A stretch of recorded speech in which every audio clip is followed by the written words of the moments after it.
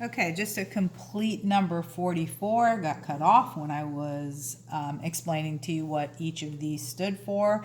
I think I got up to rate, time, T is time in years. This is the formula, P times R times T. You can see that there's no plus or minus signs between these variables, so that means you're multiplying. So in for principal, and again, this is the simple interest formula. 11,000 is the principal, original amount invested. The rate of interest, which is 2%, has to be used as a decimal form.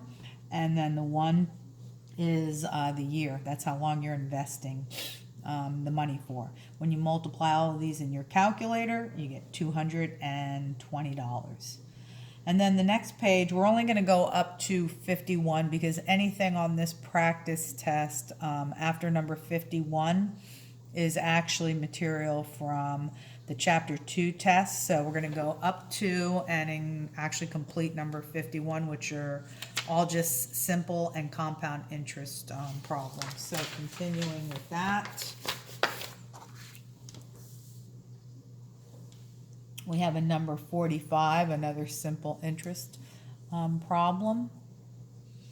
And in this problem, you have $800 that you're investing at 4%. Don't forget to use it in decimal form. This is the amount of time, this is the rate, this is the principal. So just write down your formula, which is principal times rate times time, and plug in each of these values, multiplying to get the final answer. So it's $800. Then the rate is 0.04. The amount of time is 5, so the interest after 5 years is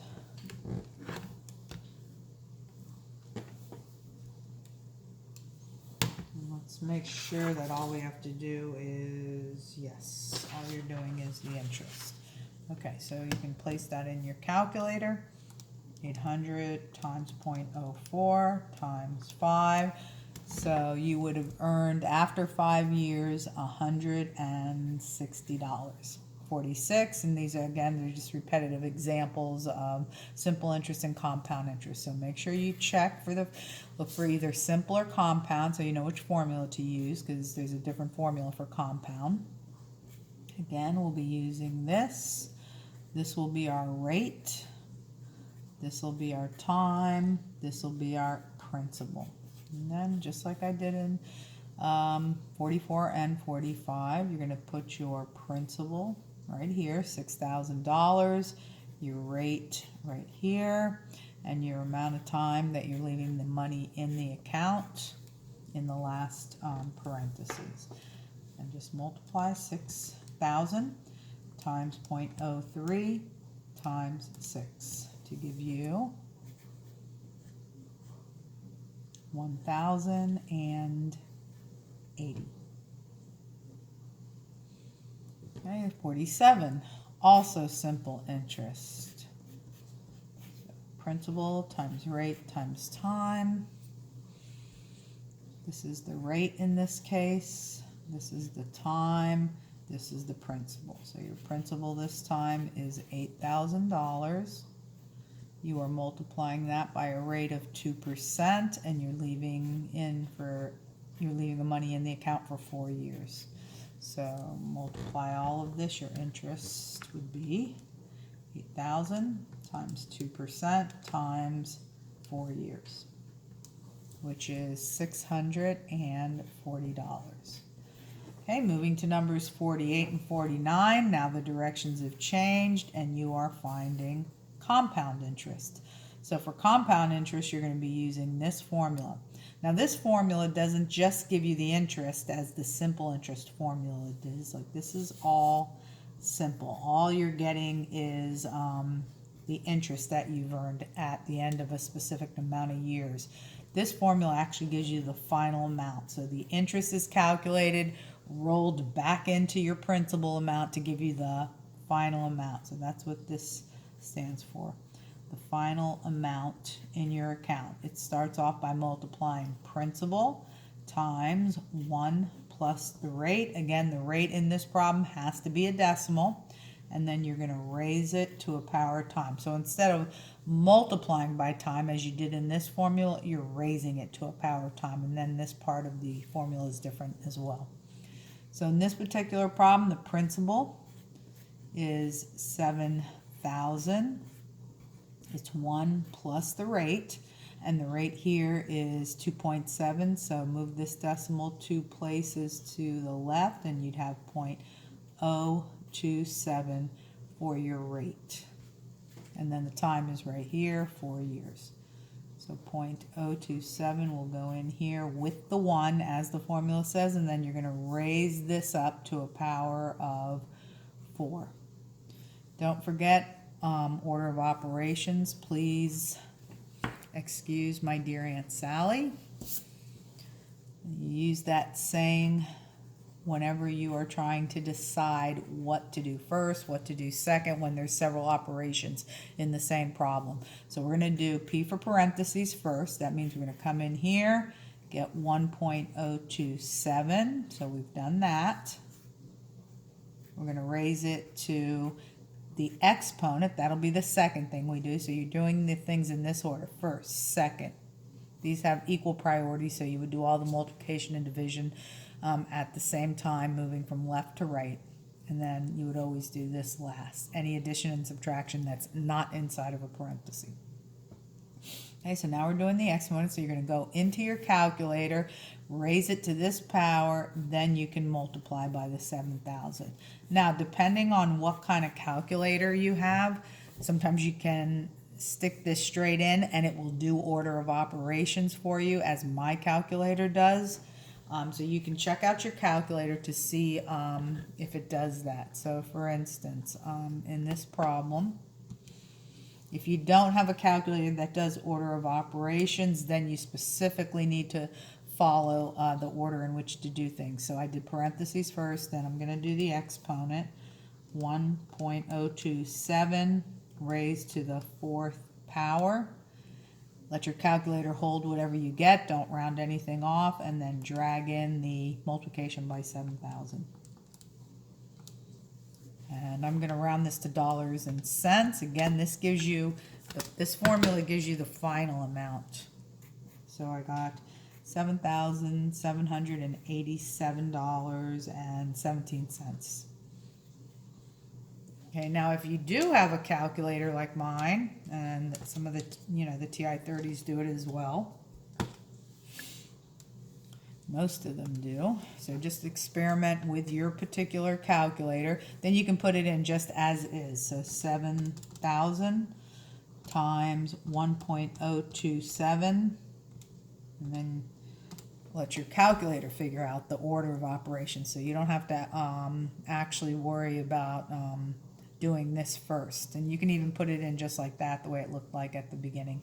You'll get the same answer. Okay, 49. Okay, still under compound interest. So again, we're using this formula.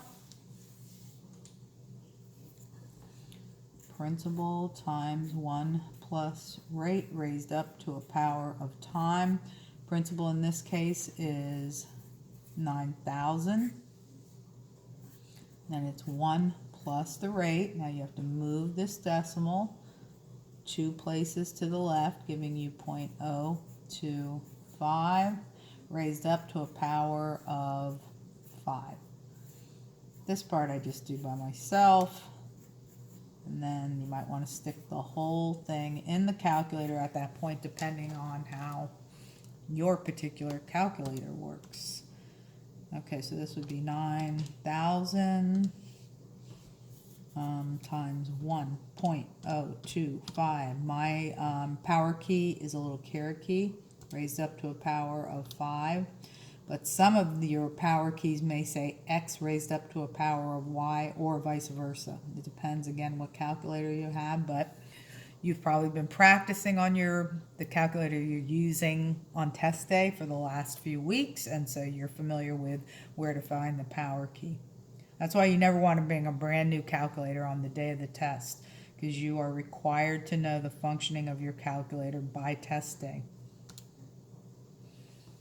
Okay, so the answer here, final amount in the account, including the interest, is 10182.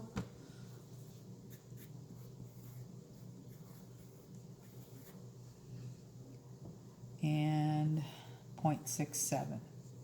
So $10,182.67. Okay, last two problems.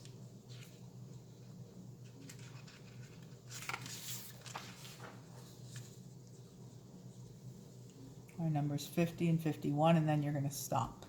Again, more of the same that was on the previous page.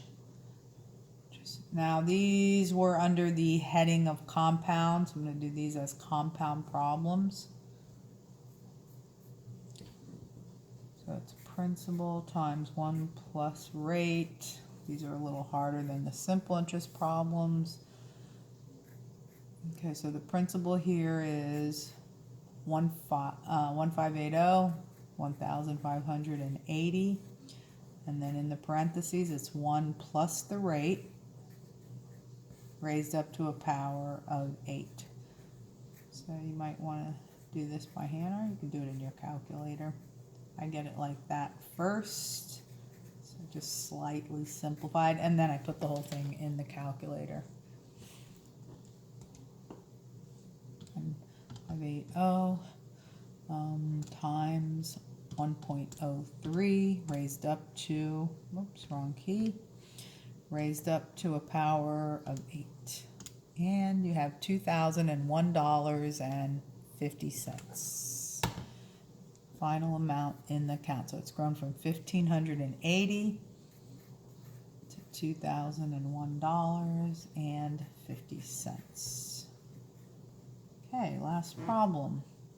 Again, compounded interest is principal times 1 plus rate time. Principal in this case is 1,050, and then it's 1 plus the rate. This would be 0.035. By the time you move that decimal 2 places to the left, raised up to a power of 5. You put the time right up here in the compound formula. So it's 1,050 times 1.035 raised up to a power of 5. Tossing that into the calculator.